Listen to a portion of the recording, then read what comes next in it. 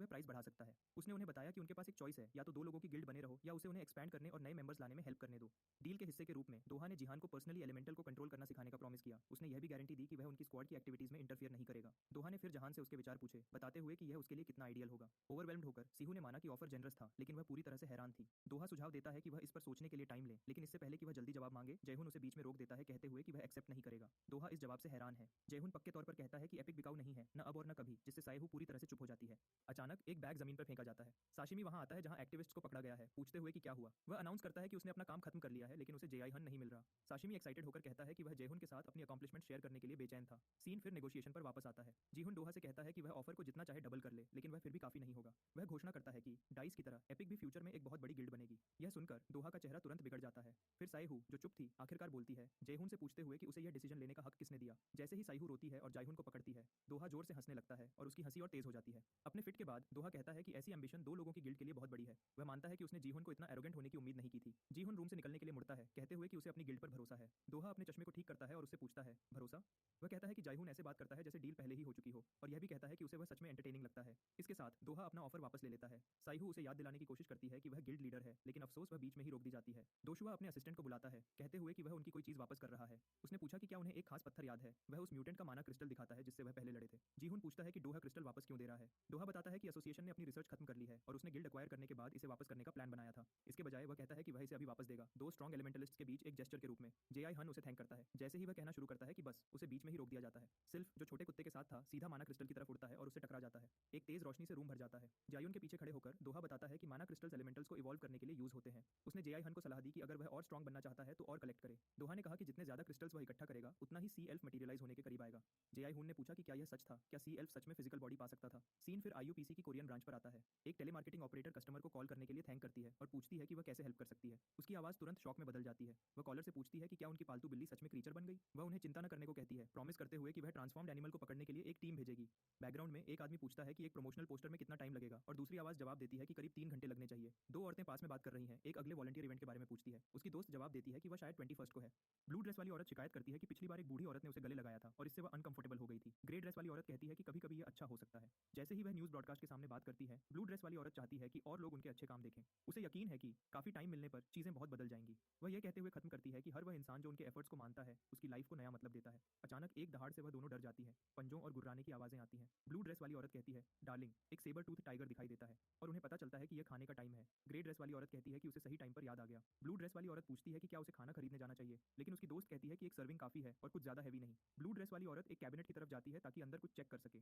Cabinet खोलने के बाद जो असल में एक बंधा हुआ इंसान दिखाई देता है। ब्लू ड्रेस वाली औरत उन्हें ग्रीट करती है। वह कहती है कि उसे यकीन नहीं हो रहा कि बूढ़ी औरत अभी भी जिंदा है और उसकी रेजिलियंस पर ध्यान देती है, जबकि दूसरी औरत बड़बड़ाती है कि वह कितने अनोइंग है। वह एक दरवाजा खोलती है और एक बूढ़ी औरत को फेंकती है टाइगर के पिंजरे में। रोती हुई औरत सुनाती है कि औरतें टाइगर को अपना खाना एंजॉय करने को कह रही हैं। टाइगर औरत के पास आता है और उसे पूरी तरह खा जाता है, कुछ भी नहीं छोड़ता। ब्लू ड्रेस वाली औरत कमेंट करती है कि टाइगर कितना क्यूट है और उसे अच्छे से खाने को कहती है। वह फिर सोचती है कि क्या एक सच में काफी है, लेकिन ग्रे ड्रेस वाली औरत कहती है नहीं, इतना काफी होगा। उन्होंने फिर अपने पीछे कुछ हिलने की आवाज सुनी। बाहर एक कार आती है और ब्लू ड्रेस वाली औरत कहती है कि लगता है मैनेजर्स आ गए हैं। एक स्टाइलिश आदमी कार से बाहर निकलता है, अलार्म लगाता है और सबको ग्रीट करता है। उसका नाम माई सोविंग लिम्ब है और वह इस आईयूपीसी ब्रांच का मैनेजर है। दूसरे उसे ग्रीट करते हैं और कोई पूछता है कि उसका ट्रिप कैसा रहा। वह जवाब देता है कि कोई यकीन नहीं करेगा कि उसने कितने खूबसूरत क्रीचर्स पकड़े। उनमें से एक उसे बेस्ट कहता है। माई सोविंग लिम्ब फिर उनका ध्यान मांगता है, कहते हुए कि उसके पास अच्छी खबर है। वह एक ब्रीफकेस खोलता है और अनाउंस करता है कि उन्होंने आखिरकार प्रोजेक्ट पूरा कर लिया है। माई सोविंग लिम्ब एक पिस्टल निकालता है जो एक सस्पिशियस लिक्विड से भरी है, प्रोटोटाइप को सक्सेस घोषित करते हुए। कोई पूछता है कि क्या ये वही है जो वह सब सोच रहे हैं। माई सोविंग लिम्ब फिर बुचन में भागे हुए कॉकेट्रीज की बात करता है। वह बताता है कि माना क्रिस्टल से एक म्यूटेंट बनाने की उनकी पहली कोशिश फेल हो गई क्योंकि क्रीचर की बॉडी काफी स्ट्रांग नहीं थी। उसके ऊपर म्यूटेंट को कंट्रोल करना लगभग इंपॉसिबल था।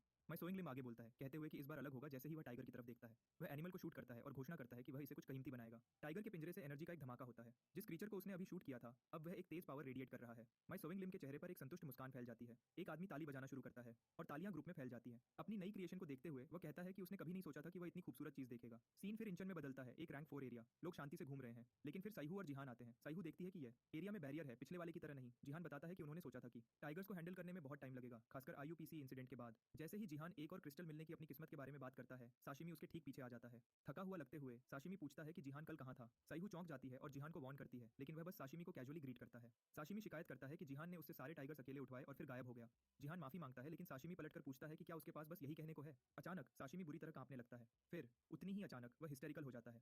साइहू पूछती है कि उसे क्या हुआ है। कहती है कि वह पागल की तरह बिहेव कर रहा है। अपना फोन ऊपर करते हुए साशिमी उनसे कहता है कि वह शांत रहें जब वह देखें कि उसके पास उन्हें क्या दिखाने को है। एक बार देखने के बाद वह दोनों पागलों की तरह चिल्लाने लगते हैं। एक खुश साशिमी अनाउंस करता है कि टाइगर्स और कॉकेट्रीज तुरंत बिक गए। साइहू स्क्रीन पर इतने सारे जीरोस देखकर शॉक्ड चिल्लाती है कि यह 500 मिलियन वन है। साशिमी उनके पीछे खड़ा इसे ग्रैंड प्राइज कहता है। साइहू घुटनों पर गिर जाती है, मानते हुए कि उसने उसे हायर करके सही डिसीजन लिया।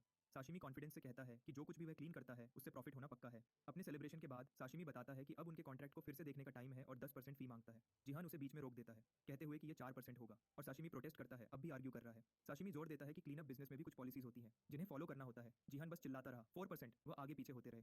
सुचिमी 8% ऑफर करता है, लेकिन जिहान ने 4 से जवाब दिया। साशिमी ने उस पर दिन दहाड़े चोरी का इल्जाम लगाया, लेकिन जिहान ने बस घोषणा की, ठीक है, एफ 4% ही है। एक हैरान साशिमी ने पूछा कि वह अपने आप से क्यों आर्ग्यू कर रहा था। एक समझदार आवाज बीच में आई, पूछते हुए कि वह दो बेवकूफ क्या कर रहे थे। फिर बैकग्राउंड में किसी ने बड़बड़ाया, वह फिर आ गई। वह आदमी मुड़ गया, क्यूरियस था कि उनका मतलब कौन था। पहले एक छोटा पंजा दिखाई दिया, फिर एक बहुत अनयूजुअल दिखने वाला चूहा दिखाई दिया। साइहू का चेहरा उतर गया जब उसे पता चला कि यह बस एक चिंचिला था। लोग फुसफुसाने लगे, पूछते हुए कि क्या वह उन टेमर्स में से एक थी। किसी और ने कहा, सोच रहा था कि उन्होंने उसे पहले क्यों नहीं देखा था, और उसे स्नोफ्लेक गिल्ड की यूरी मिन बताया। भीड़ ने बताया कि वह सेबर टूथ टाइगर्स का शिकार करने के लिए फेमस थी। जब किसी ने पूछा कि क्यों, तो जवाब था कि किसी को नहीं पता। इसी बीच यूरी एपी के 3 बेवकूफों के ठीक पास से गुजरी। पिग गिल्ड साइहू दूसरी तरफ यूरी मिन पर थोड़ा क्रश डेवलप कर रही थी। जिहान ने उनसे कहा कि टाइम वेस्ट करना बंद करें और एमए में जाएं। उसने बताया कि तमीर एक सेबर टूथ टाइगर स्पेशलिस्ट था। अगर वह नहीं हिले तो उसका चिंचिला सारे टाइगर्स को पकड़ लेगा। जैसे ही जिहान बात कर रहा था, चिंचिला अचानक उसके ठीक पीछे आ गया। उसने उसे देखा और पूछा, यह चीज मेरे पीछे क्या कर रही है। क्रीचर ने अपना मुंह पूरा खोला, अपने दांत दिखाते हुए। साइहू और सुशिमा ने उसे हटने के लिए चिल्लाया, लेकिन जिहान शांत था, उन्हें चिंता न करने को कहते हुए, क्योंकि वह उसे नुकसान नहीं पहुंचाएगा। तभी एक विंडो दिखाई दी, चिंचिला के उस पर अटैक करने के चांसेस कैलकुलेट करते हुए। साशिमी और सिहू जो देख रहे थे उससे पूरी तरह डिस्गस्टेड थे। चिंचिला की ओनर ने कमेंट किया कि उसका बिहेवियर कितना अजीब था, कहते हुए कि वह लगभग कभी किसी में इंटरेस्ट नहीं दिखाता। उस औरत ने फिर खुद को इंट्रोड्यूस किया। उसने कहा कि उनसे मिलकर खुशी हुई और उसका नाम स्नोफ्लेक गिल्ड की यूरी मिन था। फिर जीहान की बारी थी बोलने की। उसने खुद को इपिक का जीहान यू बताया और उसके बगल वाली औरत को इपिक की लीडर एसी हु किम बताया। यूरी ने पूछा कि क्या जीहान के पास घर पर हैमस्टर या कोई और रोडेंट्स थे। जीहान ने उसे बताया कि उसके पास कोई पेट्स नहीं थे। यूरी को अपने चिंचिला का रिएक्शन बहुत अनयूजुअल लगा और उसने सोचा कि इसकी कोई वजह जरूर होगी। तभी साशिमी ने उसे आवाज दी। उसने यूरी का हाथ पकड़ा और अपना इंट्रोडक्शन शुरू किया, उसे बताते हुए कि उसका नाम साशिमी था और वह मॉन्स्टर क्लीनअप सर्विसेज के लिए काम करता था। साशिमी ने उसे कहा कि वह उसे कॉल करे अगर उसे कभी क्लीनअप क्रू की जरूरत हो, लेकिन उसने जवाब दिया कि ठीक है। उसने उसे यकीन दिलाया कि चिंता करने की कोई जरूरत नहीं थी। तभी चिंचिला उसके पीछे आ गया, गुस्से में दिखते हुए। कुछ बायस्टैंडर्स बैकग्राउंड में सीन देखने के लिए इकट्ठा हो गए थे। बेचारे साशिमी को इग्नोर किया जा रहा था। देखने वालों ने कमेंट किया कि उन्होंने कभी यूरी को दूसरी गिल्ड के लोगों से बात करते नहीं देखा था और वह आमतौर पर अनफ्रेंडली थी। बात फिर बदल गई जब उन्होंने पूछा कि क्या वह दोनों वही नहीं थे जो पहले दोहा के साथ थे। जिहान ने अपनी पीठ घुमा ली, देखते हुए कि पीओ उन्हें नोटिस करना शुरू कर रहे थे। यूरी को समझ आया कि उसने बहुत अटेंशन खींची थी और उसने माफी मांगी। जैसे ही वह चली गई, उसने उन तीनों को गुड लक कहा और जिहान ने भी वही किया अपने ख्यालों में। लेकिन जिहान ने यूरी और उसकी गिल्ड के बारे में सोचा। वह जानता था कि स्नोफ्लेक के बारे में कोई खबर आए हुए लगभग 3 साल हो गए थे। अपनी रेपुटेशन के साथ उन्हें रैंक 3 होना चाहिए था। वह सोच रहा था कि वह अभी भी रैंक 4 में क्यों अटकी हुई थी, लेकिन माना कि गेस करना उसका काम नहीं था। जिहान ने फिर सिशी को बुलाया कि उन्हें अंदर जाना चाहिए और वह मान गई। उसने क्लीनअप वाले आदमी से कहा कि गायब न हो और सुशिमी ने कहा ठीक है। सीन फिर ग्रीनस्केप नाम की एक बिल्डिंग पर बदल गया। वह दोनों अंदर गए। सही ने बताया कि कुछ ठीक नहीं लग रहा था। वह पहले ही 5वें फ्लोर तक पहुंच गए थे बिना किसी मॉन्स्टर से मिले। जिहान ने सुझाव दिया कि शायद उन्होंने बहुत टाइम लगा दिया और दूसरी गिल्ड्स पहले ही गुजर चुकी थी। सीढ़ियों के सामने खड़े होकर जिहान ने कहा कि उन्हें हर फ्लोर को सर्च करना होगा जैसे ही वह ऊपर जाएंगे। पीसाई ने पूछा कि वह एलिवेटर क्यों नहीं लेते और जिहान ने कहा कि वह एलिवेटर को सर्च करने वाले थे। पीछे वाले ने गेस किया कि शायद वह काम नहीं कर रहा होगा, तो वह दोनों चढ़ना शुरू हो गए। साई ने शिकायत की कि उसने एक मेज को सीढ़ियां चढ़वाई, जिस पर जिहान ने जवाब दिया कि हर मेज को अपनी स्टैमिना पर काम करना चाहिए। जैसे ही वह ऊपर चढ़ रहे थे, एक आदमी आया, पूछते हुए कि कौन है। उसने पूछा कि वह कौन थे। उसका नाम गाइमन था, नाइफ गिल्ड का एक मेंबर। गाइमन ने पूछा कि क्या उन्होंने फर्स्ट फ्लोर पर साइन नहीं देखा, कहते हुए कि बिल्डिंग को नाइफ गिल्ड फ्लोर्स 207 से 209 तक प्रोटेक्ट कर रही थी। सही गुस्से में बोली कि वह ऐसे ही चीजें डिसाइड नहीं कर सकते, लेकिन गाइमन ने जवाब दिया कि वह छोटी गिल्ड से डील नहीं कर सकता। गाइमन ने बताया कि यह एक अनस्पोकन रूल था जो उन्हें बेस्ट एमएएस सिक्योर करने के लिए इन एरियाज को क्लेम करने की परमिशन देता था। उसने कहा कि जब एक बड़ी गिल्ड एक लोकेशन क्लेम करती है तो लोअर रैंकिंग गिल्ड्स के पास ज्यादा चॉइस नहीं होती। उसने कहा कि यह उनकी तरह 2 मेंबर वाली गिल्ड पर भी लागू होता है और उन्हें तुरंत जाने को कहा।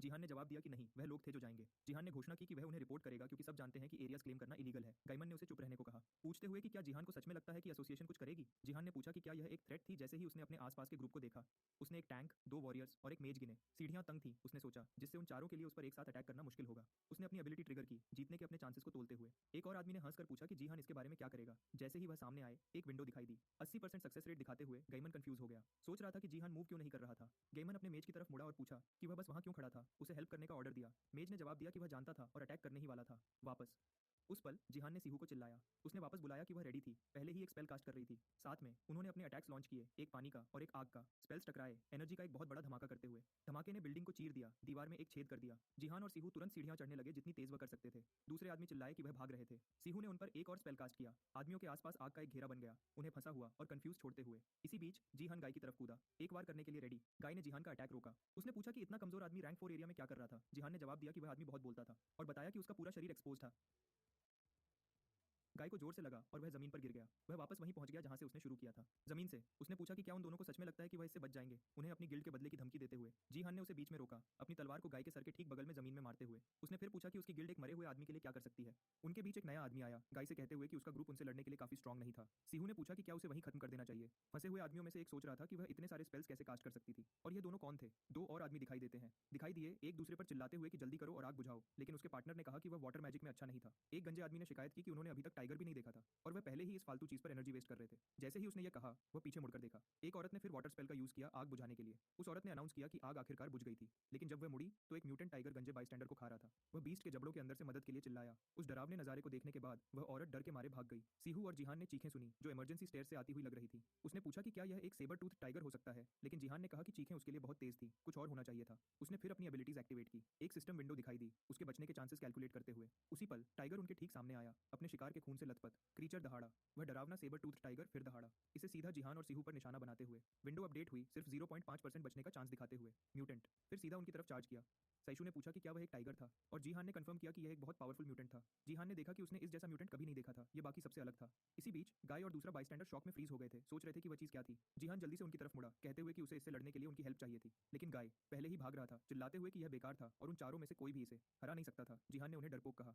उसे अपने आप से मानना पड़ा कि वह और सीहू अकेले इस म्यूटेंट को हराने के लिए काफी नहीं थे। मॉन्स्टर ने जमीन पर पैर पटका, उसे तोड़ते हुए। जैसे ही वह उनकी तरफ दौड़ा, जीहान ने सीहू को वार्न किया कि वह आ रहा था। उसने जल्दी से अपनी तलवार निकाली। बिल्कुल आखिरी पल में उसने मुश्किल से म्यूटेंट का अटैक रोका। जीहान को समझ आया कि वह कितना स्ट्रांग था। उसकी तलवार टूट जाती अगर उसमें एलिमेंटल पावर नहीं होती। उसने डिसाइड किया कि उसे इसे जल्दी से एक ही पावरफुल स्ट्राइक से खत्म करना होगा। जब वह ख्यालों में खोया हुआ था, म्यूटेंट ने अपने तेज पंजे उस पर मारे, लेकिन साहू ने सही टाइम पर अपना स्पेल कास्ट किया जीहान को बचाने के लिए। उसने उससे कहा कि यह उसका चांस था और अपनी पूरी ताकत से अटैक करे। उसने वार किया, अपनी स्किल का यूज करते हुए अपने एलिमेंटल्स को चैनल करने के लिए। अपनी पावर को अपनी तलवार में अटैक का म्यूटेंट पर कोई असर नहीं हुआ। क्रीचर ने पलटवार किया, जिहान के सर पर मारा और उसे हवा में फेंक दिया, जबकि वह खून खांस रहा था। जिहान कराहया, कहते हुए कि उसने वह हिट आते हुए देखा भी नहीं था।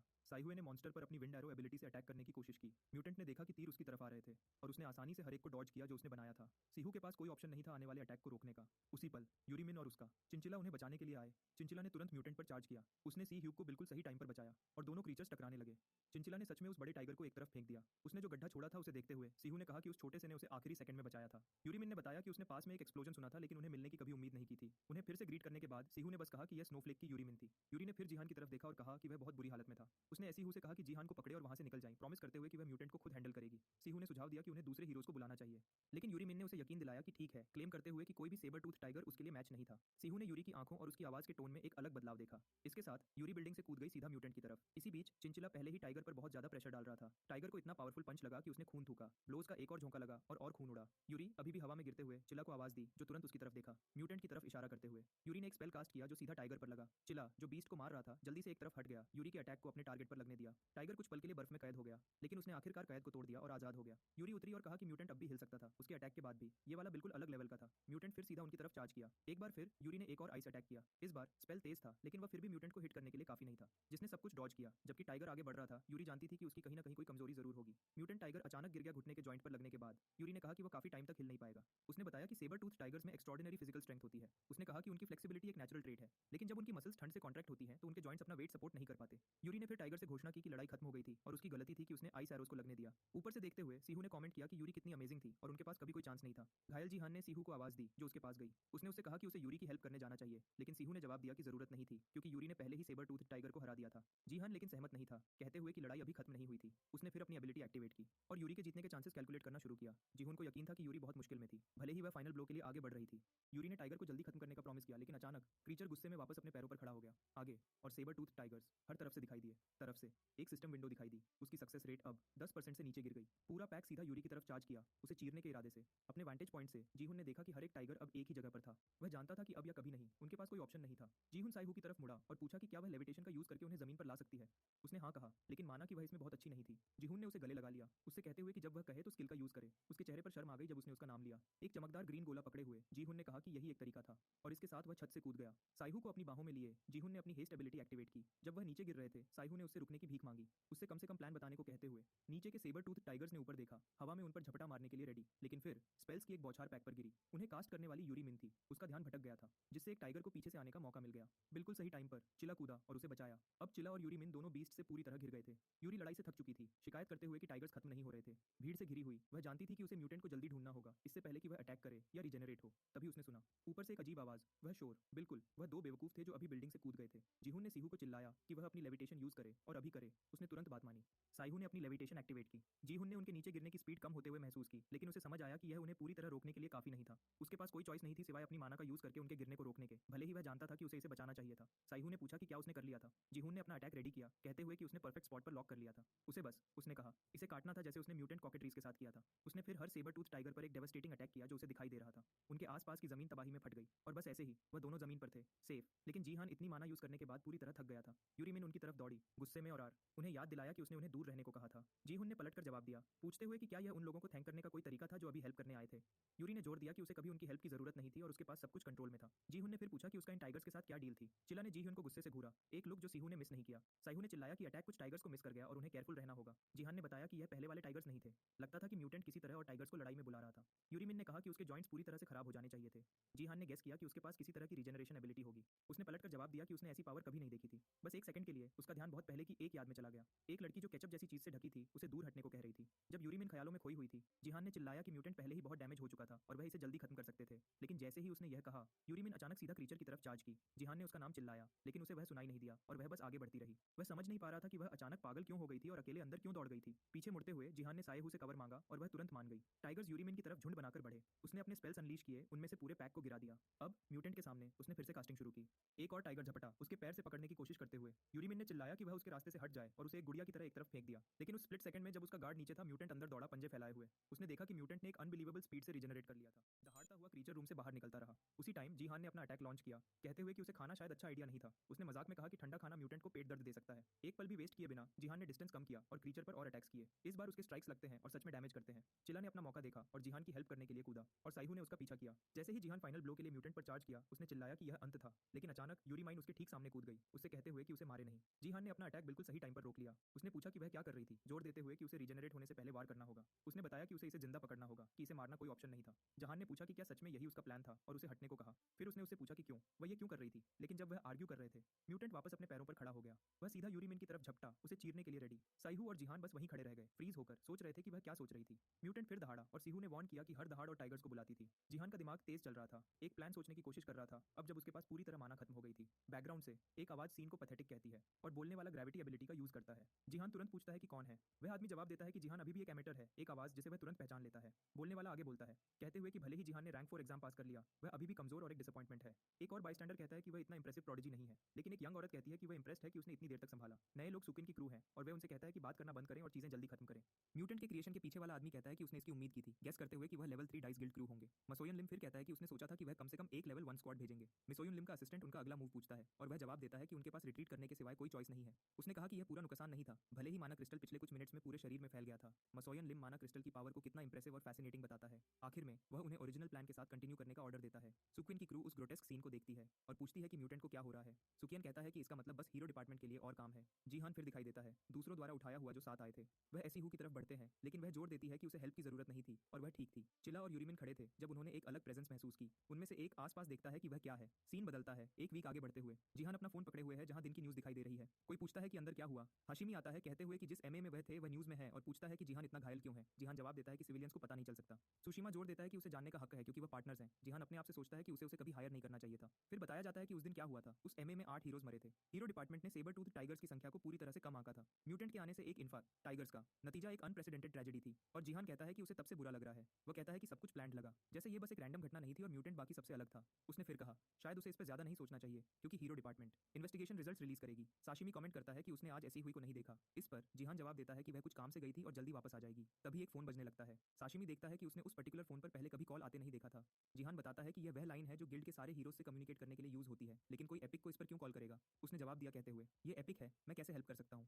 दूसरी तरफ की आवाज़ उसे एक खुश शी से बीच में रोक देती है। उसने खुद को स्नोफ्लेक की यूरी मिन बताया। जिहान हैरान हो जाता है, हेल्प मांगते हुए, कि क्या ये सच में वह थी, जबकि साशिमी शॉक में देख रहा था। जिहान फिर पूछता है कि इस कॉल का क्या रीजन है। साशिमी मजाक में किसी से पॉपकॉर्न देने को कहता है। यूरी मिन इस लाइन का यूज करने के लिए माफी मांगती है, कहते हुए कि यह उसके पास उससे कॉन्टैक्ट करने का अकेला ऑप्शन था, लेकिन जिहान कहता है कि ठीक है। उसने फिर उसकी इंजरीज के बारे में पूछा और उसने जवाब दिया कि वह लगभग पूरी तरह ठीक हो गई है। उसने पूछा कि वह कैसा फील कर रहा है और उसने उसे बताया कि वह ठीक है। वह उसकी अनईजी टोन से महसूस कर सकता है कि कुछ गड़बड़ है। उसे डाउट था कि वह सिर्फ उसकी खबर लेने के लिए इस लाइन का यूज करेगी। फिर वह कहती है कि जो वह कहने वाली है वह अचानक है, लेकिन वह पूछती है कि क्या वह आज डेट पर जा सकते हैं। साशिमी पॉपकॉर्न खाते हुए चिल्लाता है, पूछते हुए कि क्या उसका मतलब आज है, और कहता है कि यह इंपॉसिबल है। सीन एक बिल्डिंग पर बदलता है। साइहू अपने पिता से बात करते हुए दिखाई देती है। वह पूछती है कि वह कैसे हैं। उसने जवाब दिया कि उसने सुना था कि उसकी एमए जोन में एक म्यूटेंट के साथ लड़ाई हुई थी, और पूछता है कि क्या उसे चोट लगी है, जिस पर वह जवाब देती है कि नहीं।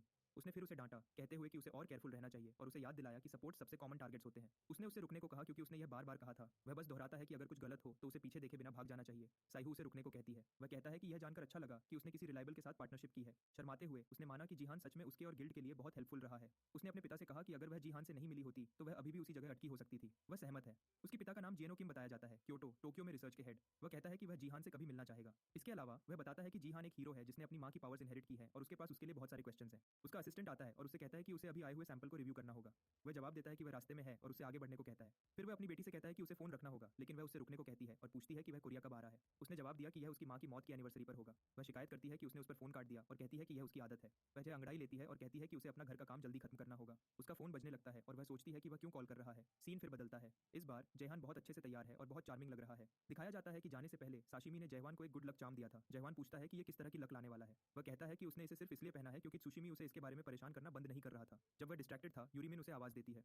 उसने पूछा कि क्या उसने उसे ज्यादा देर इंतजार कराया। जिहान ने अपने मन में सोचा कि वह एमए जैसी बिल्कुल नहीं लग रही थी। उसने उससे बताया कि वह अभी पहुंचा है और वह राहत महसूस कर रही थी। पहले कौन पहुंचा इस पर थोड़ी देर बात करने के बाद यूरीमिन ने बताया कि उसने पहले ही एक रेस्टोरेंट में टेबल बुक कर ली थी। इसी बीच साशिमी पॉपकॉर्न खा रही थी और सायहू को बताया कि वह दोनों लंच के लिए जा रहे हैं। एक जेलस सायहू ने सोचा कि जीहान क्या सोच रहा है। वह पक्की थी कि यह सब यूरी की जीहान को पाने की चाल थी। गुस्से में थी कि यूरी उन पर टीयर चलाने के बाद ऐसा करने की हिम्मत करेगी। गिल्ड मास्टर के रूप में सायहू ने फैसला किया कि यह बिल्कुल गलत है। सीन रेस्टोरेंट में बदल गया जहां जीहान और यूरीमिन अपना खाना खा रहे थे। यूरी ने कहा कि कॉफी की खुशबू कितनी अच्छी है और जीहान मान गया। सायहू अपने ख्यालों में डूबी हुई थी, दोहराते हुए कि यह ठीक नहीं था। वापस टेबल पर जीहान ने यूरी की उसकी सही डार्क थ्रोज के लिए तारीफ की। उसने फिर उसका टेडी बेयर उठाने की पेशकश की, लेकिन उसने उससे कहा कि ठीक है और उसे कोई मदद नहीं चाहिए। साशिमी ने कहा कि यह सब बहुत सस्पिशियस लग रहा था, लेकिन सायहू ने एक शब्द भी नहीं कहा। इसके बजाय उसने चुचिमी को पंच मारा और ऐलान किया कि यह साफ तौर पर एक डेट थी। एक चोट लगे चेहरे के साथ साशिमी ने पूछा कि क्या वह बस ऐसा होने देगी। सिहू ने जवाब दिया कि उसके पास कोई वजह नहीं है कि वह जीहान जिससे डेट करना चाहे उसमें शामिल हो। फिर भी वह इस एहसास को झटक नहीं पा रही थी कि जबकि उसे इंटरफियर नहीं करना चाहिए, कुछ तो था जो उसे परेशान कर रहा था। सीन फिर जीहान और यूरी पर वापस आ गया। जीहान ने कहा कि उसने एंजॉय किया और यूरी मान गई कि उसे बहुत बेहतर महसूस हुआ। जीहान ने फिर उससे कहा कि वह असली वजह बताए जिसकी वजह से उसने उसे बुलाया था।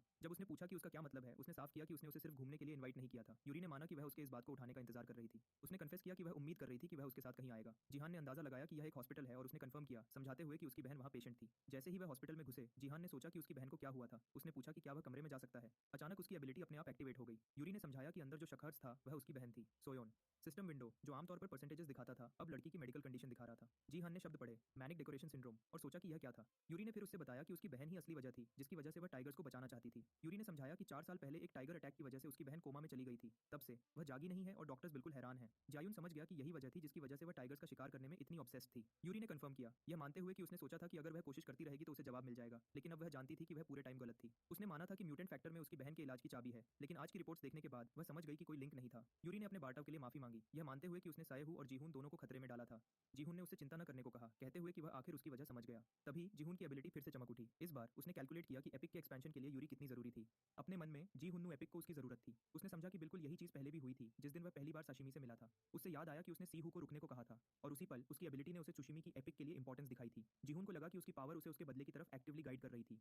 उसने पहले कभी अपनी एबिलिटी को ऐसे बिहेव करते नहीं देखा था। उसने खुद से कन्फेस किया कि उसने सुशिमा को सिर्फ ये पता लगाने के लिए हायर किया था कि उसकी पावर कैसे काम करती है, और अब यह सब दोबारा हो रहा था। लेकिन इस बार यूरीमिन के साथ जेहू ने सोच में डूबा हुआ था। अगर उसने 4 में से एक को ढूंढ लिया था तो यूरीमिन उसके ग्रुप को पूरा करने के लिए जरूरी थी। उसे अभी भी 3 और लोगों को ढूंढना था। यूरी ने देखा कि वह पीला और परेशान लग रहा था और पूछा कि क्या वह ठीक है। उसने बस उससे बताया कि उसे थोड़ा चक्कर आ रहा है। उसका दिमाग तेज चल रहा था। जब उसकी एबिलिटी ने पहली बार एपिक की सक्सेस की चांस कैलकुलेट की थी तो वह 99% थी, लेकिन अब लग रहा था कि नई कंडीशंस पूरी करनी थी। जेहुन कमजोर महसूस करने लगा, यह समझते हुए कि अपनी पावर का इतना ज्यादा यूज उस पर असर कर रहा था। फिर भी उसने फैसला किया कि अगर यही करना पड़ेगा तो वह करेगा। जेहुन यूरी की तरफ घुमा और पूछा कि वह कितने सालों से उन टाइगर्स का शिकार कर रही थी। उसने उससे बताया कि लगभग 4 साल हो गए थे। जिहुन ने बताया कि इतने टाइम में उसने अपनी बहन को जगाने के बारे में एक भी क्लू नहीं ढूंढा था। यूरी को मानना पड़ा। जिहुन ने कहा कि उसे उसके मेथड्स के बारे में ज्यादा नहीं पता था, लेकिन क्योंकि अब तक कुछ काम नहीं किया था तो शायद नई स्ट्रैटेजी का टाइम आ गया था। यूरी ने पूछा कि वह किस तरह का अप्रोच सजेस्ट कर रहा है। जिहान ने उसे एक एग्जांपल देने का फैसला किया। उसने अपनी स्लीव ऊपर की और बताया कि एक सिंपल कट के लिए आप आमतौर पर उसे डिसइंफेक्ट करते हैं और एक ऑइंटमेंट लगाते हैं। उसने पूछा, क्या उसे पता है कि उन ऑइंटमेंट्स में क्या होता है। यूरी ने माना कि उसे कोई आइडिया नहीं नहीं था। जिहान ने समझाया कि यह एक कॉमन इंग्रेडिएंट है जिसे सेंटेला एशियाटिका या इंडियन पेनीवर्ट कहते हैं। उसने उससे बताया कि यह बस एक आम पौधा है जो आप किसी भी पहाड़ या खेत में ढूंढ सकते हैं। उस पौधे में एंटीबैक्टीरियल और एंटी इन्फ्लेमेटरी प्रॉपर्टीज थी और दूसरे फायदे भी। जिहान ने आगे कहा, समझाते हुए कि जबकि पौधे अभी तक मॉन्स्टर्स नहीं बने थे, कुछ रिसर्चर्स सोचते थे कि यह बस टाइम की बात है और जख्मों का इलाज करने के लिए पौधे का स्टेम खुद यूजफुल नहीं था। असली हीलिंग पौधे के एक्सट्रैक्ट से आती थी। यूरी को यह देखने का एक इंटरेस्टिंग तरीका लगा। पौधे का खुद उसकी चोटों से कोई लेना देना नहीं था, लेकिन फिर भी यह मददगार था। अपनी बहन को देखते हुए यूरी ने सोचा कि यह उसकी सिचुएशन पर अप्लाई हो सकता है, फिर शायद नहीं। और यह टाइगर से तो बिल्कुल भी कनेक्ट नहीं लग रहा था। जिहान समझ गया कि यूरी वह सब कुछ पहले ही जानती थी जो वह उससे बता रहा था। उसने बस आगे बढ़ने का फैसला किया था। उसकी बहन को चोट पहुंचाने वाले क्रीचर से बदला लेने की उसकी इच्छा बस उतनी ही स्ट्रांग थी। ये सब ध्यान में रखते हुए जिहान ने उससे कहा कि उसके पास एक प्रपोजल है। एक प्रपोजल? उसने पूछा। जिहान ने कहा कि वह उसे एपिक के लिए रिक्रूट करना चाहता है। यूरी हैरान थी, पूछते हुए कि क्या वह सच में चाहता है कि वह ज्वाइन करे। उसने कंफर्म किया। अगर वह मान जाती है तो उसने उसकी बहन के इलाज में मदद करने का वादा किया। यूरी शर्मा गई जब उसने उससे भरोसा दिलाया कि यह कोई खाली वादा नहीं था बल्कि एक पक्का कॉन्ट्रैक्ट था। उसकी एबिलिटी उसकी मदद करने की प्रोबेबिलिटी कैलकुलेट करने लगी, लेकिन यह उसे कोई नई जानकारी नहीं दे रही थी, बस पहले जैसे ही रिजल्ट्स दिखा रही थी। फिर भी जिहान जानता था कि उसे रिक्रूट करना ही होगा। यूरी ने उसकी पेशकश पर सोचने के लिए कुछ टाइम मांगा। जिहान ने उससे कहा कि ठीक है, वह जितना टाइम चाहे ले सकती है। उनकी बात खत्म हो गई थी और जिहान ने सोचा कि उसे सब कुछ प्रोसेस करने देना ही बेहतर है। उसने कहा कि उसे जाना होगा और यूरी ने उससे अपने फैमिली की प्रॉब्लम सुनाने के लिए माफी मांगी। उसने फिर अपनी कलाई पर देखा, साशिमी ने जो एमुलेट उसे दिया था वह याद करते हुए। जिहान ने एमुलेट उतारा, कहते हुए कि उसके पास उसके लिए कुछ है। जब यूरी ने पूछा कि यह क्या था, उसने समझाया कि यह गुड लक के लिए है और सजेस्ट किया कि वह इसे अपनी बहन को दे दे। उसने उसका शुक्रिया किया, यह बताते हुए कि उसकी बहन को ऐसी चीजें पसंद थी। जैसे ही वह हॉस्पिटल से दूर चला, उसने पुकारा कि उसे उम्मीद है कि वह दोबारा मिलेंगे। वह बस खुशी से शर्मा गया और उसे अलविदा कहा। सीन फिर एक दूसरी बड़ी बिल्डिंग में बदल गया। अंदर लोगों का एक ग्रुप एक कमरे में मीटिंग के लिए इकट्ठा हुआ था। उनमें से एक, जुंग पार्क, जो कीरोस का ओनर था, ने बताया कि वह लेट थे। माइक्रोफोन पर किसी और ने शिकायत की कि वह बहुत देर से इंतजार कर रहे थे। जुंग पार्क ने फैसला किया कि मीटिंग शुरू हो जानी चाहिए, भले ही एक गिल्ड अभी भी गायब थी। दोहा फिर अंदर आया, शिकायत करते हुए कि कौन ऐसी घड़ी में मीटिंग शेड्यूल करेगा। उसने आगे कहा कि वैसे भी वहाँ कोई इंपॉर्टेंट शख्स नहीं था। उसकी असिस्टेंट ने कहा कि उन्हें जल्दी आना चाहिए था, लेकिन दोहा ने जवाब दिया कि उसके पास पहले ही बहुत चिंता करने को है और सवाल किया कि उसे वहाँ होने की जरूरत ही क्यों है। एक दूसरे आदमी ने दोहा से कहा कि जो लेट है उसके पास कहने को बहुत कुछ है। यह हुनन था, वॉरियर्स गिल्ड का लीडर, जिसने कहा कि सब उसका इंतजार कर रहे थे। दोहा ने पलटकर कहा कि कोई मरकर वापस आया होगा, ये कहते हुए कि उसने सोचा था कि हुनान की पूरी गिल्ड रैंक एक एमए में खत्म हो गई थी। हुनन गुस्से में अपने पैरों पर खड़ा हो गया, चिल्लाते हुए कि उसकी गिल्ड को गिराने के लिए इससे ज्यादा लगेगा और उन्होंने वह मिशन सालों पहले क्लियर कर दिया था। बैकग्राउंड में किसी और ने उन्हें अपनी आवाज नीचे करने को कहा, यह कहते हुए कि वह गिल्ड लीडर्स होने के बावजूद अभी भी इमेच्योर है। बोलने वाला गैंगचान था, रेड हॉल गिल्ड का ओनर। उसने दोहा से कहा कि उसने सोचा था कि वह उसके बचाने के बाद सबका सीख गया होगा।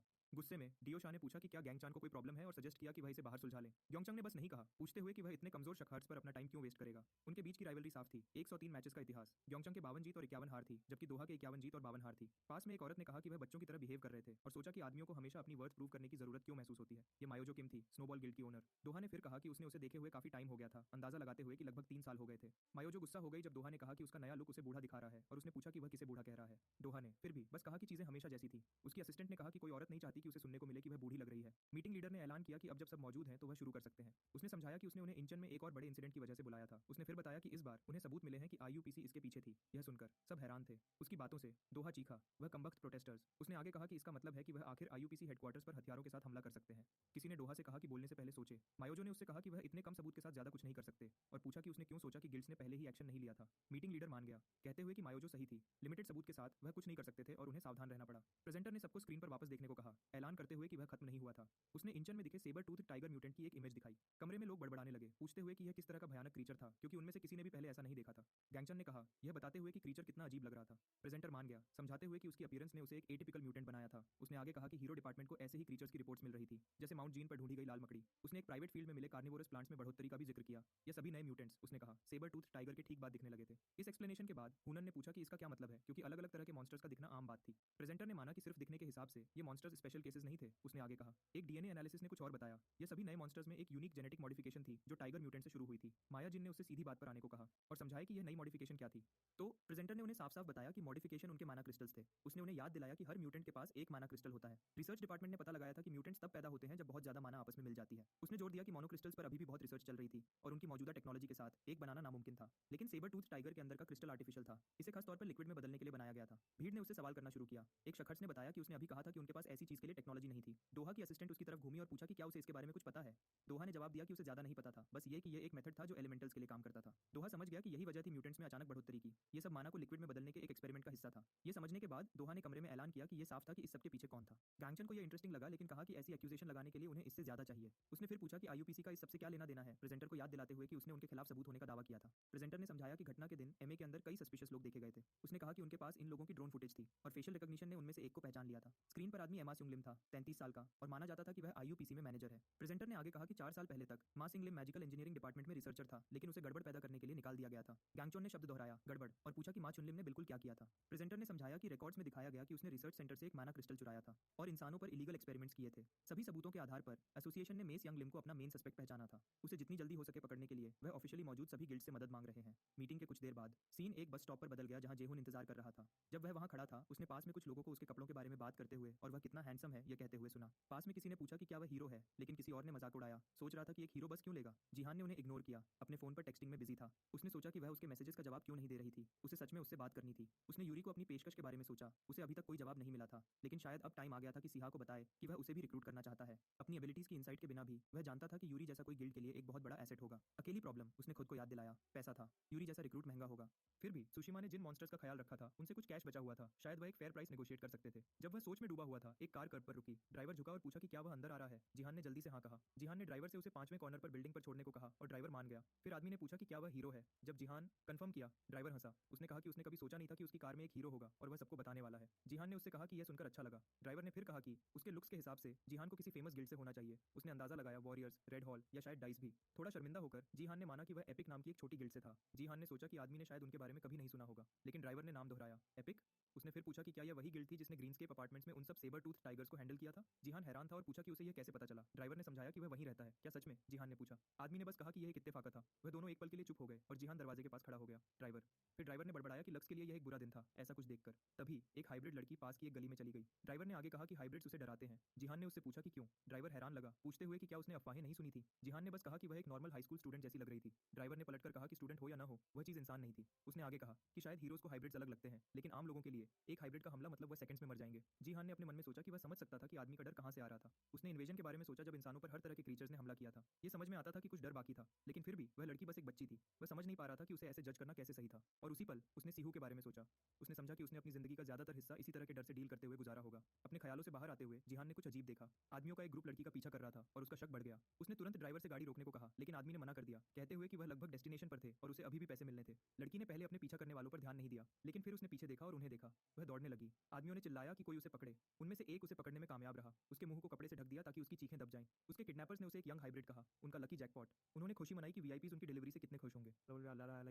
तभी जिहान आया, यह पूछते हुए कि क्या हो रहा है। उसने उन्हें एक वार्निंग दी, 3 तक गिनो वरना वह सब मर जाएंगे। उसने फिर आगे बढ़कर 1 सेकंड में 1 2 3 बोल दिया। आदमियों ने उस पर चिल्लाया कि सही से गिने, लेकिन जिहान को अचानक एक नए आए शख्स ने रोक दिया। यह एक बहुत बड़ा गंडा था जो लड़ाई के लिए बेचैन लग रहा था। बड़े आदमी ने जिहान से उनके मामले से दूर रहने को कहा। जिहान सोचा कि यह मॉन्स्टर कौन था। जैसे ही उनकी लड़ाई गली में शुरू हुई, सीन इपिक के हेडक्वार्टर्स में बदल गया। एक टेबल पर फोन मैसेजेस की बारिश से वाइब्रेट कर रहा था। सीहून ने उसे वाइब्रेट करते हुए देखा और उठाया यह देखने के लिए कि क्या हो रहा है। साशिमी ने पूछा कि वह जिहान के टेक्स्ट का जवाब क्यों नहीं दे रही थी। साहून ने समझाया कि यह जिहान नहीं था, बस डेट कलेक्टर्स थे, और कहा कि उसके पास उसे इग्नोर करने की कोई वजह नहीं है। साशिमी ने उसे छेड़ते हुए कहा कि वह अभी भी जेलस थी। साहून ने सोचा कि वह इतना लेट क्यों था और इतने मैसेजेस क्यों कर रहा था। फिर उसकी आंखें शौक से बड़ी हो गई जब उसने मैसेजेस पढ़े। वह एक किडनैपिंग के बारे में थे। नजारा वापस गली में जिहान पर आ गया। किडनैपर्स ने हाइब्रिड लड़की को पकड़ा हुआ था जबकि बड़ा गुंडा जिहान के रास्ते में खड़ा था। जिहान ने पूछा कि क्या वह उनके साथ है, चेताते हुए कि अगर वह हट गया तो वह साफ बचकर निकल सकता है, लेकिन गुंडे ने उसे बीच में ही रोक दिया, उससे हटने को कहते हुए। उसने फिर जिहान पर हमला किया, चिल्लाते हुए कि मरने का टाइम आ गया है। जिहान तुरंत समझ गया कि इस आदमी से बात करना बेकार था। गुंडे ने बेवकूफी से ऐलान किया कि हीरो चला गया है। पल भर में जिहान उसके पीछे था। जिस हीरो को तुम ढूंढ रहे हो, उसने कहा, वह यही है। गुंडा घुमा, यह दावा करते हुए कि हीरो पहले ही मर चुका है। उसने जिहान के सर पर एक पत्थर मारा, लेकिन जिहान ने बिल्कुल सही वक्त पर हमले को रोक दिया। एक अजीब एनर्जी बड़े गंडे से निकलने लगी। जिहान समझ गया कि यह माना से भरा हमला होना चाहिए, वरना उसका ब्लॉक काम नहीं करता। उसने थोड़ी देर के लिए सोचा कि क्या यह मस्कुलर आदमी भी एक हीरो हो सकता है। दूसरे गंडे लड़की को वैन में लोड करने लगे। जिहान यह पता लगाने की कोशिश कर रहा था कि उन्हें कैसे रोके। भागने से जब बड़े आदमी ने पंच मारने के लिए तैयार होकर उसे दूर न देखने की चेतावनी दी, जिहान जल्दी से एक तरफ कूद गया। गुंडे ने उस पर जो पत्थर फेंका था उससे बचते हुए जिहान ने सोचा कि वह नेबरहुड को नुकसान पहुंचाने से बचना चाहता था क्योंकि यह एक सिविलियन एरिया था, लेकिन लगता था उसके पास कोई चॉइस नहीं थी। उसे अपनी पावर का 1 और 1% यूज करना पड़ेगा, बिल्कुल जैसे उसने आदमी को एक ही बार में गिराने का प्लान बनाया था। कोई और आ गया और उन्हें रुकने को कहा। इस नए आए शख्स ने कहा कि वह उन्हें गली को तबाह नहीं करने दे सकता। उसने जिहान से कहा कि वह खुशकिस्मत था कि वह जल्दी में थे, क्योंकि वह आमतौर पर सभी गवाहों को मार देते हैं। जिहान ने पूछा कि क्या वहां सब एक ही क्रू का हिस्सा थे, लेकिन सफेद बालों वाले आदमी ने अपने पार्टनर की तरफ घुमा, पूछते हुए कि क्या वह मिशन को चुपचाप हैंडल करने के उनके ऑर्डर्स भूल गया था। उसने बड़े आदमी को उसकी पहली जॉब पर तमाशा बनाने के लिए डांटा। सफेद बालों वाले आदमी ने धमकी दी कि बॉस को उससे बात करनी पड़ सकती है, लेकिन बड़े गंडे ने जोड़ दिया कि इसकी जरूरत नहीं थी। उसने फिर पास की एक दीवार पर पंच मारा, ईंटों की बारिश सीधी जिहान की तरफ भेजते हुए। उसके बाद बड़े गंडे और सफेद बालों वाले आदमी दोनों ने कहा, शायद अगली बार, और फिर वह बस गायब हो गए। जिहान ने अपनी तलवारें वापस रखी, यह देखते हुए कि वह चले गए थे। उसने सोचा कि वह दोनों कौन थे और वह क्या चाहते थे। अपनी लीपिंग स्किल का यूज करते हुए जिहान ने पास की बिल्डिंग्स पर चढ़ना शुरू किया। उसने अपनी एबिलिटी एक्टिवेट की, यह पता लगाने की कोशिश करते हुए कि वैन किस तरफ गई। वह एक छत से दूसरी छत पर कूदता रहा, यह सोचते हुए कि अगर वह ऐसे ही करता रहा तो आखिर में उनका रास्ता ढूंढ लेगा। लगा। अपनी खोज के बीच में उसका फोन बजने लगा। कॉलर सायेहू थी। जिहान ने पूछा कि क्या वह उस एड्रेस पर जा रही है जो उसने भेजा था। उसने हाँ कहा और एक एक्सपेल किडनैपिंग के बारे में। जिहान ने उससे बताया कि उसने एक हाइब्रिड लड़की को उठाते हुए देखा। सुहू ने जवाब दिया कि वह रास्ते में है और पुलिस को शामिल करेगी। जहान ने उसे फोन रखने से पहले सावधान रहने को कहा। स्पीचलेस रह गई। जो उसने अभी सुना था उसे प्रोसेस करने की कोशिश करते हुए उसने इसके बारे में सोचा। दूसरी प्रजाति का एक शख्स किडनैप हो गया था। वह जानती थी कि ऐसे क्राइम्स हाल ही में ज्यादा कॉमन हो रहे थे। सीहू नहीं कर सकी, लेकिन यह सोचा कि हाफ ह्यूमंस को क्यों टारगेट किया जा रहा था। इसी बीच जहान जिस वैन का पीछा कर रहा था वह अब एक सुनसान एरिया में पार्क थी। जैसे ही वह पास आया उसने बड़बड़ाया कि उसने आखिर उन्हें ढूंढ लिया है। अंदर जाते हुए जिहान ने कंफर्म किया कि यह सही व्हीकल थी। जब वह बिल्कुल उसके पास पहुंचा उसने अंदर एक गंडे को सोए हुए देखा। लगता था दूसरों का इंतजार कर रहा था। सोया हुआ आदमी अचानक खिड़की पर एक तेज दस्तक से जाग गया। अभी भी आधा सोया हुआ आदमी ने बड़बड़ाया, पूछते हुए कि क्या वह पहले ही खत्म हो गए थे। खिड़की पर जिहान था। आदमी अपने फोन के लिए लपका। हैरान था कि जिहान ने उन्हें कितनी जल्दी ढूंढ लिया था। लेकिन जिहान ने बस सीधा शीशे में पंच मारा और डिवाइस छीन ली। फोन पकड़े हुए जिहान परेशान लगा और पूछा कि क्या आदमी ने उसकी दस्तक नहीं सुनी थी। उसने आदमी से कहा कि इंतजार करना बंद करे और बाहर निकले। आदमी ने घबराकर पूछा कि क्या जिहान हीरो है, जोर देते हुए कि वह पूरी सिचुएशन समझा सकता है। जिहान ने उससे कहा कि वह तब बात करेंगे जब वह व्हीकल से बाहर होगा। फिर जिहान ने आदमी को हवा में उठा लिया, ऐलान करते हुए कि वह हीरो है जिसने इस क्राइम सीन को ढूंढा है। इसका मतलब था कि आदमी की जिंदगी उसके हाथों में थी और यह उसका आखिरी मौका था। जिहान ने एक्सप्लेनेशन मांगी, लेकिन परेशान आदमी बस बड़बड़ाया। सीन एक वेयरहाउस के अंदर बदल जाता है, जहां कई लोग हुडेड और बंधे हुए थे। पास आते कदमों की आवाज ने उन्हें डर से भर दिया। एक सूट में आदमी एक बड़ा बैग लिए अंदर आया। उसने उसे एक दूसरे शख्स के सामने रखा जिसका चेहरा खुशी से चमक उठा। एक टकले आदमी ने जिसके सर पर निशान थे पूछा कि क्या ये आज की डिलीवरी थी। दूसरे आदमी ने कंफर्म किया कि हाँ, कहते हुए कि यह वही हाफ ह्यूमन कैट गर्ल थी जो उनके क्लाइंट ने ऑर्डर की थी। जैसे ही उन्होंने उसके मुंह से टेप उतारी वह शुरू हो गई, चीखने लगी, उनसे उसे न मरने की भीख मांगते हुए। आदमियों में से एक बस हंसा, यह कहते हुए कि उसमें थोड़ी हिम्मत है। उसने तुरंत उन्हें अपना सब कुछ ऑफर किया, अपनी आजादी के लिए भीख मांगते हुए। टकले आदमी ने पूछा कि वह कितने पैसे की बात कर रही थी। जब उसने कहा कि यह लगभग 2 मिलियन एक था उसने मजाक उड़ाया, कहते हुए कि यह बिल्कुल भी काफी नहीं था। उसने समझाया कि यह सब कुछ था जो उसने हफ्तों की मेहनत के बाद बचाया था। टकले आदमी ने कहा कि उसने इसके लिए बहुत मेहनत की होगी। उसने लड़की की तरफ देखा और कहा कि उसे खुद को दोहराना पसंद नहीं है, लेकिन उसका पैसा उसके लिए कुछ नहीं था। उसने समझाया कि उसे बेचकर 900 मिलियन वन मिलने वाले थे उसके खरीदारों के। उसने बताया कुछ एक्सपेरिमेंट्स थे तो उसे परेशान नहीं होना चाहिए, उसे स्पेशल ट्रीटमेंट मिल रही थी। उसने आगे कहा, यह सजेस्ट करते हुए कि यह एक स्लॉटर हाउस में भेजे जाने से बेहतर किस्मत थी, है ना। सीन ने फिर लोकेशन पर सभी मरे हुए लोगों की लाशें दिखाई। बात खत्म होने के बाद डिटेल में दिखाया गया। टकले आदमी ने अपने असिस्टेंट से कहा कि क्लाइंट 40 मिनट में वहां होगा और उसे तुरंत सब कुछ साफ करने का ऑर्डर दिया। असिस्टेंट मान गया और काम पर लग गया। लेकिन लड़की ने एक तेज सवाल के साथ बीच में टोक दिया। उसने पूछा कि क्या उसे समझ आता है कि जो वह कर रहे थे वह पूरी तरह से इलीगल था और उसे रुकना होगा। बिना किसी पछतावे के टकले आदमी ने अपना ही एक सवाल वापस किया। उसने उससे पूछा कि लोग क्या सोचेंगे अगर वह उसे ऐसी लाचार और शर्मनाक हालत में देखेंगे। उसने फिर ऐलान किया कि इंसानियत ने जो कुछ भी झेला था उसके बाद उन्हें सच में बदला चाहिए था। उसने उसे मॉन्स्टर कहा, बिना किसी पछतावे के, बिल्कुल जैसे उसके आसपास एक चमकदार ऑरा चमकने लगी। उसने अपने बजर्क मोड को एक्टिवेट करने का सोचा ताकि वह भाग सके, लेकिन कुछ गलत लगा। उसका शरीर रिस्पॉन्ड नहीं कर रहा था, जिसकी वजह से उसने सोचा कि क्या कोई उसकी माना को डायरेक्टली ब्लॉक कर रहा था। तभी टकले आदमी का असिस्टेंट पीछे से आया और उसका सर जमीन में दे मारा। उसने उससे कहा कि माना उसके खिलाफ बेकार थी, उसे पूरी तरह से पावरलेस छोड़ते हुए। कंफ्यूज्ड लड़की ने पूछा कि वह क्या कर रहा है और उसने उससे शांति से जवाब दिया। उसने समझाया कि वह उसकी माना ड्रेन कर रहा था, यह पक्का करते हुए कि वह लड़ाई न कर सके। टकले आदमी ने दूर से देखा, अपने असिस्टेंट से कहते हुए कि मर्चेंडाइज को नुकसान न पहुंचाए। उसने कहा कि फिलाइन हाइब्रिड्स हमेशा एक प्रॉब्लम थे और उन्हें कंट्रोल में रखना जरूरी था। टकले आदमी ने सोचा कि उसे मैसेज मिल गया था और उसे वेटिंग रूम में ले जाने का ऑर्डर दिया। उसने चेताया कि अगर वह रेजिस्ट करती रही तो वह फोर्स का यूज करेंगे। असिस्टेंट ने मान लिया, लेकिन छत से अचानक आई एक आवाज ने सबको रोक दिया। टकले आदमी ने ऊपर देखा, आवाज के बारे में क्यूरियस होकर। उसके असिस्टेंट ने समझाया कि उसने बाहर गार्ड्स लगाए हुए थे, किसी भी अजीब चीज के लिए तैयार। आवाज का सोर्स छत से नीचे गिरा, धूल का एक बादल उड़ाते हुए। यह प्रोटैगनिस्ट था। टकले आदमी और उसका असिस्टेंट दोनों हैरानी से घूर रहे थे। जेहुन उनके सामने खड़ा हुआ और सीधी बात पर आया, उन्हें बताते हुए कि ह्यूमन ट्रैफिकिंग इलीगल है। असिस्टेंट ने उसे तुरंत पहचान लिया, अपने बॉस से कहते हुए कि यह वही आदमी था जिसने उन्हें पहले रोकने की कोशिश की थी। टकला आदमी शॉक्ड था और पूछा कि उसे इसके बारे में क्यों नहीं बताया गया। असिस्टेंट ने जवाब दिया कि उसने सोचा था कि गार्ड्स ने पहले ही जेआई हन से निपट लिया था। इसी बीच जेहुन चुप रहा, सोच रहा था कि क्या यह दोनों ही जिम्मेदार थे। उसने समझा कि यह छत से जितना दिख रहा था उससे कहीं ज्यादा बुरा था। जायुन ने ऐलान किया कि उसका ओरिजिनल प्लान पुलिस को बुलाना था, लेकिन वह बदल गया था। वह इसे खुद हैंडल करने वाला था, ऐलान करते हुए कि वह बस मॉन्स्टर्स थे जिन्हें खत्म करना जरूरी था। डर से कांपते हुए टकले आदमी ने अपनी जिंदगी की भीख मांगी, यह दावा करते हुए कि वह मर गया था, सिर्फ ऑर्डर्स फॉलो कर रहा था। जीहुन को यह बात पसंद नहीं आई और उसने तुरंत पूछा कि ऑर्डर्स किसने दिए थे। टकले आदमी ने अपना सर झुकाया, वादा करते हुए कि अगर उसे जिंदा रहने दिया गया तो वह हर नाम बता देगा। लेकिन जब उसका सर झुका हुआ था तो उसके चेहरे पर एक अजीब पागल जैसी मुस्कान आ गई। टकले आदमी ने अचानक अपने गार्ड्स को चिल्लाया कि जीहुन को मार दो और तुरंत हमला करने को कहा। जवाब में जीहुन ने अपनी सैम्पलिंग एबिलिटी चालू की और पलक झपकते ही गायब हो गया। गार्ड्स ने आसपास देखा, उन्हें बिल्कुल समझ नहीं आया कि जीहान कहां चला गया। अचानक उनके ऊपर से एक आवाज आई। यह जीहान था जो बता रहा था कि वह वही है, उनकी हर हरकत देख रहा है। गार्ड्स ने घबराकर एक दूसरे को देखा, क्योंकि जीहान ने कहा कि वह अपनी मौजूदगी छुपाने में हैरतअंगेज तरीके से माहिर है। उसने जोर से सोचा कि क्या वह हीरो भी हो सकते हैं उनकी साफ सुथरी टेक्निक्स देखकर। जवाब का इंतजार किए बिना जीहान ने हमला कर दिया और तेज सही हमलों की एक सीरीज शुरू कर दी। जब एक हेंचमैन ने पीछे से उस पर हमला करने की कोशिश की और पल भर में पलटकर हमला किया। टकला आदमी हैरानी से घूर रहा था, बड़बड़ाते हुए कि रैंक 5 के लिए इतना शक्तिशाली होना नामुमकिन है। जीहान ने उनसे कहा कि चीजें उनके हिसाब से होने की उम्मीद न करें। फिर उसने और भी ज्यादा ताकत से हमला किया। जल्दी ही बॉस के आदमियों और उसके असिस्टेंट की लाशें जमीन पर हारी हुई पड़ी थी। जीहान लड़की के पास गया और उसके मुंह से टेप हटाई ताकि वह बोल सके। अभी भी हैरान उसने पूछा कि वह कौन है। जीहान ने जवाब दिया कि वह उसकी मदद करने आया है, इस मुश्किल से निकलने के लिए। उसने फिर उसको बताया कि पुलिस रास्ते में है और उससे सीधा सवाल पूछा। उसे जानना था कि क्या उसे सब कुछ याद है जो हुआ था, क्योंकि उसे अथॉरिटीज को रिपोर्ट देनी होगी। कैटगर्ल ने हाँ में जवाब दिया, लेकिन जैसे ही उसने अपना सर घुमाया, उसने जमीन पर बिखरी हुई लाशें देखी। जिहान ने माफी मांगी, समझाते हुए कि वह दूसरे बच्चों के लिए कुछ नहीं कर पाया जो वहां थे। कैटगर्ल रोने लगी, पूछते हुए कि उसके साथ मॉन्स्टर जैसा बर्ताव क्यों किया जाता है। उसने चाहा कि काश वह अपने इस शरीर के साथ पैदा न हुई होती, और समझ नहीं पा रही थी कि लोग उससे इतनी नफरत क्यों करते हैं। जिहान चुपचाप देखता रहा, उसे तसल्ली देना चाहता था, लेकिन उसे शब्द नहीं मिले। पुलिस पहुंची और कंफर्म किया कि एपिक गिल्ड के एक हीरो ने सभी किडनैपर्स को पकड़ लिया है। कैमरा कैटगर्ल के चेहरे पर फोकस हुआ, उसकी सारी मायूसी को दिखाते हुए। सीन फिर एक पुराने ट्रेडिशनल जापानीज स्टाइल के घर में बदल गया। वहां आईयूपीसी का मैनेजर एक रहस्यमयी नौजवान से बात कर रहा था। उससे पहले हुई मीटिंग के लिए शुक्रिया कह रहा था। नौजवान ने कहा कि वह दोबारा मिलने के लिए तैयार है, और मैनेजर ने उसे दी गई जानकारी के लिए एक बार फिर शुक्रिया कहा। मैनेजर ने कहा कि यह जानकारी बहुत काम की थी, और कहा कि उन्होंने उभरते हुए इंसान को लगभग कंट्रोल कर लिया था। रहस्यमयी नौजवान ने कंफर्म किया कि उसे मार दिया गया था। खबरों पर नजर रखते हुए और हाल की हरकतों को मॉनिटर करते हुए, उसने मैनेजर को चेताया कि एसोसिएशन उस पर नजर रख रही है, और पूछा कि क्या उसकी ऑर्गेनाइजेशन बिना किसी प्रॉब्लम के काम कर सकती है। मैनेजर ने उससे चिंता न करने को कहा, भरोसा दिलाते हुए कि सब कुछ कंट्रोल में है और प्लान के मुताबिक चल रहा है। नौजवान ने चेताया कि उसे कोई शिकायत नहीं चाहिए, यह बताते हुए कि एक ही दिन में बहुत ज्यादा खबरें आ रही हैं। मैनेजर ने क्यूरियस होकर डिटेल्स पूछी। नौजवान ने एरिया में एक संभावित बीमारी का जिक्र किया। उसने कहा कि उन्हें एक वेयरहाउस से सामान चाहिए था, लेकिन पुलिस आ गई और उनके प्लान्स खराब कर दिए। उसने यह भी कहा कि उसे नहीं पता कि यह इत्तेफाक था या नहीं, लेकिन वही हीरो जिसने साइबर कैट को पकड़ा था उस वेयरहाउस में मौजूद था। मैनेजर हैरान लगा, लेकिन जल्दी से नौजवान को शांत करने की कोशिश की, एक तेज और चुपचाप हल निकालने का वादा करते हुए। रहस्यमयी नौजवान ने बिना किसी देरी के एक असरदार हल पर जोर दिया और फिर कॉल काट दी। उनकी बात के बाद सीन किडनैपर के छुपने की जगह पर वापस आ गया।